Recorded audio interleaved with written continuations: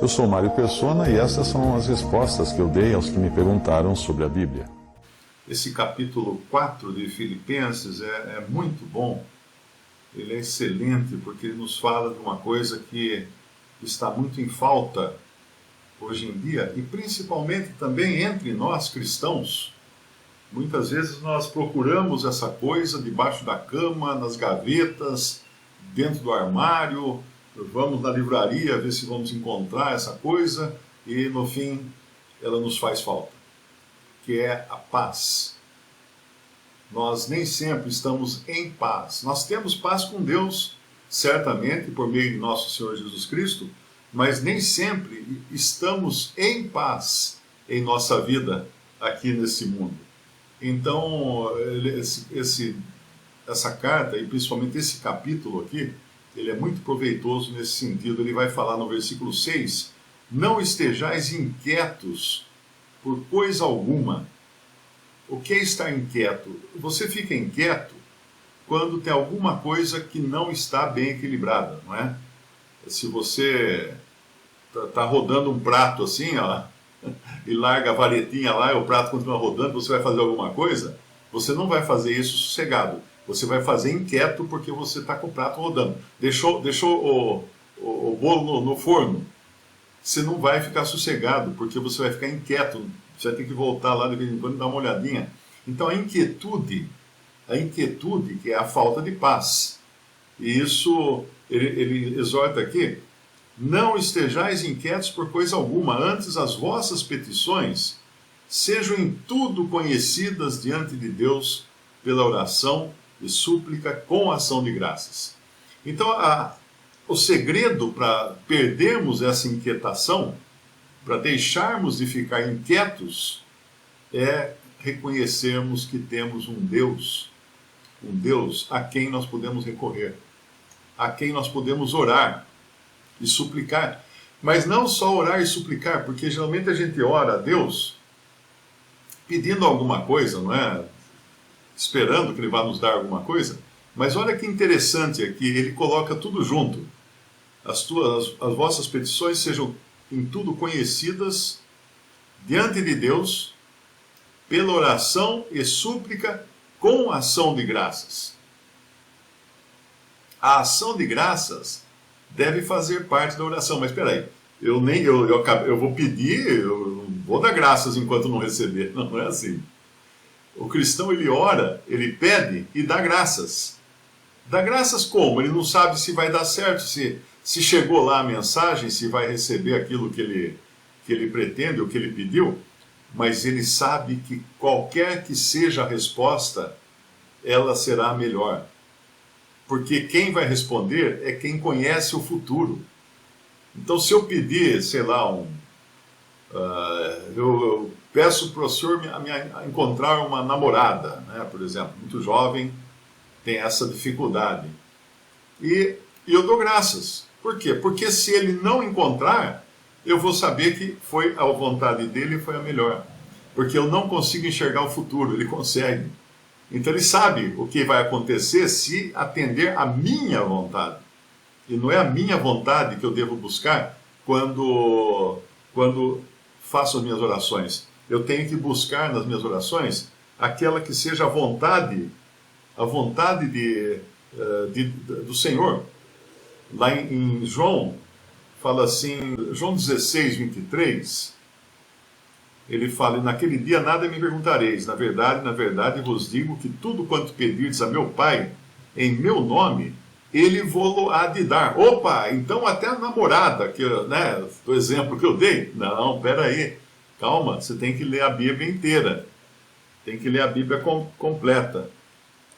Então a gente vai lá em 1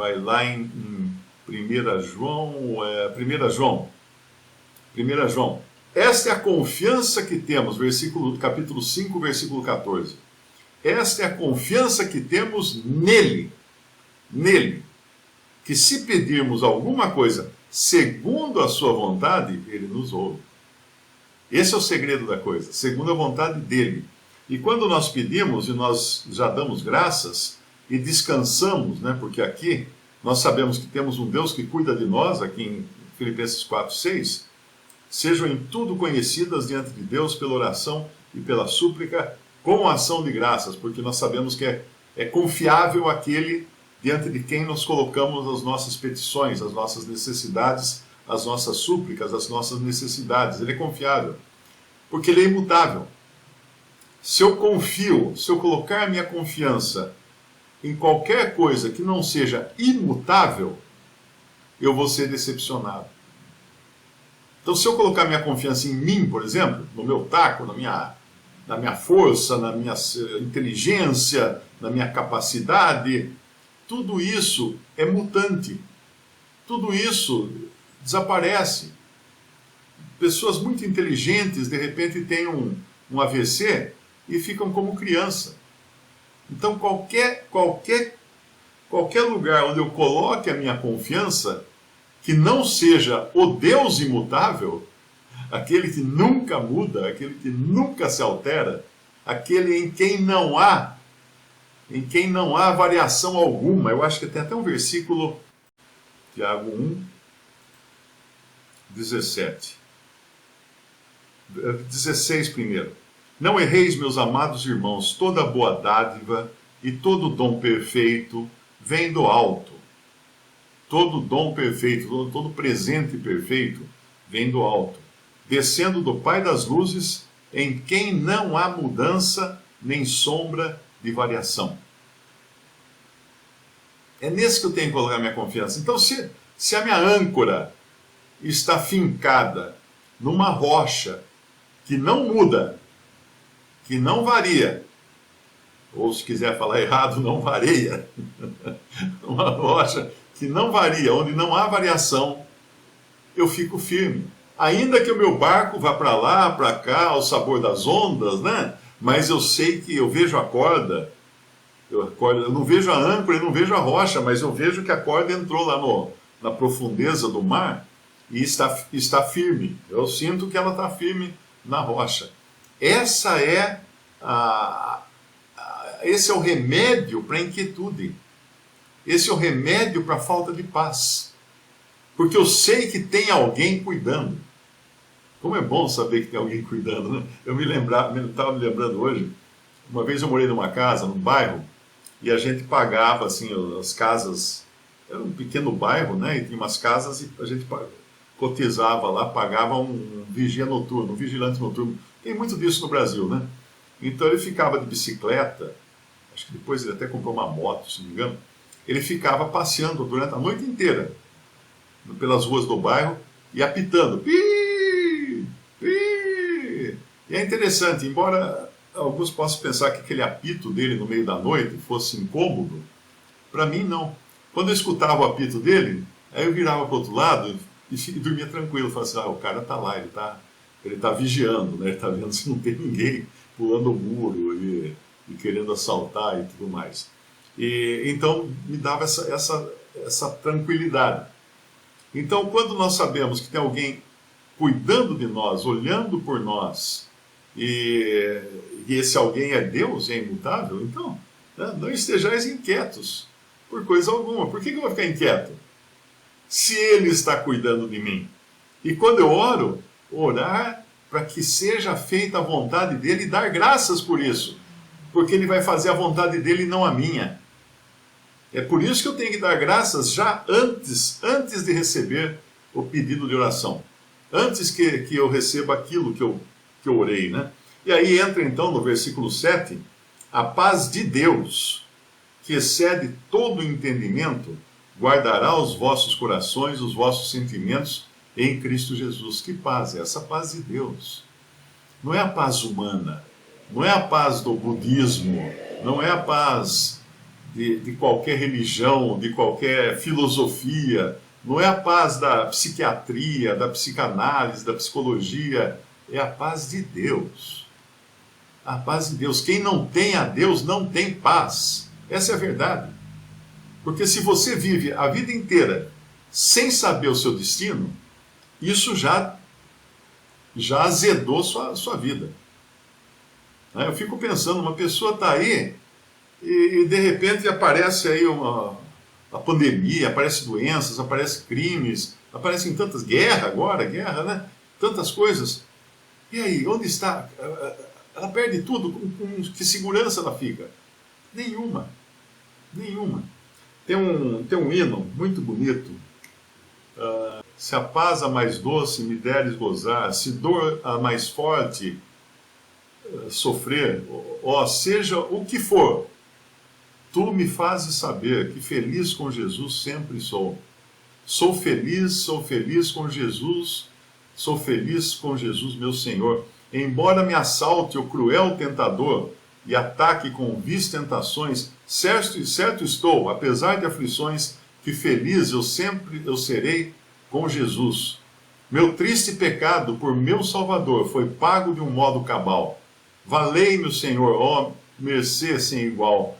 Sou feliz, graças dou a Jesus. A vida é o anseio do meu Salvador. Em breve ele vai me levar ao céu, onde vou para sempre morar com os salvos por Jesus. Esse hino é lindo. Ele foi escrito por um homem que perdeu tudo no incêndio não sei se foi no incêndio de Chicago ou um incêndio que teve no século XIX nos Estados Unidos, um incêndio muito grande, e ele perdeu tudo. Depois de 2 anos ele conseguiu recuperar a sua vida até certo ponto, né? E ele mandou a esposa e as 4 filhas para passearem na Europa. E na viagem para a Europa, o navio dele, o navio em que estava a esposa dele e as 4 filhas, bateu em outro navio e afundou. E no naufrágio, a esposa foi a única sobrevivente, foi encontrada, né, foi tirada das águas já desacordada, e mais as filhas o mar levou. Então, quando ela conseguiu passar um telegrama para o marido, ela só escreveu assim no telegrama: salva sozinha. Ele já tinha recebido a notícia do navio, né, do naufrágio, e recebeu daí o telegrama da esposa dizendo: salva sozinha. Aí ele pegou, sentou e escreveu esse hino. Feliz, se a paz a mais doce. Quem poderia dar uma paz, colocar paz no coração do homem que acabou de perder as 4 filhas num naufrágio? Quem poderia? Só o Senhor. Só o Senhor. Então, geralmente os hinos mais belos são aqueles que foram produzidos nas horas mais amargas, nas horas mais difíceis, ou mesmo numa vida mais difícil. Porque muitos artistas famosos, muitos poetas, músicos, ou mesmo pintores, né, eles expressam a sua depressão, a sua loucura, as suas dores na sua arte. Você pega um Van Gogh, aqueles quadros, aquelas cores todas malucas, assim, porque ele era louco, ele estava enlouquecido. Cortou a orelha, mandou para uma mulher a orelha dele cortada. Ele era totalmente doido, então ele expressava a sua doidice nos seus quadros.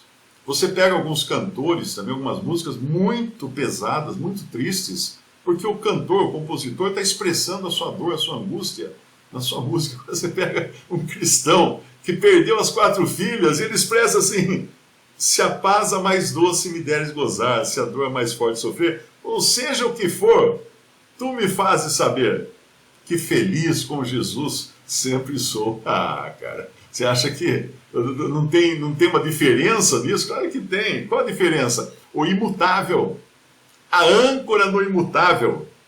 E ali nós estamos no nosso capítulo 4 de Filipenses, né? Deus guardará, a paz de Deus que excede todo o entendimento, porque o incrédulo não vai entender essa paz mesmo, nem que você explique, não vai entender. Guardará os vossos corações, os vossos sentimentos em Cristo Jesus. Os nossos sentimentos e o nosso coração precisa ser guardado. Então, quando aquele guardinha lá ficava fazendo a ronda dele à noite, eu me sentia guardado. Eu me sentia protegido, materialmente falando, né, claro. Eu me sentia protegido porque eu sabia que ele estava lá apitando e dando a volta no quarteirão com a sua bicicleta. Não sei nem se ele andava armado, eu acho que não. Mas eu me sentia protegido. Então, quando você lê aqui, que a paz de Deus, que excede todo entendimento, guardará os vossos corações, pensa na paz de Deus com um uniforme de soldado, armado, guardando o seu coração de qualquer tribulação, de qualquer medo, de qualquer pavor, de qualquer invasão do inimigo. Guardará. A palavra guardar vem, guarda, né? O guarda policial vem de guardar. Quem guarda é o guarda, né? Então a paz de Deus, que excede todo entendimento, guardará os vossos corações e os vossos sentimentos em Cristo Jesus. Visite respondi.com.br. Adquira os livros ou baixe e-books. Visite 3minutos.net. Baixe o aplicativo.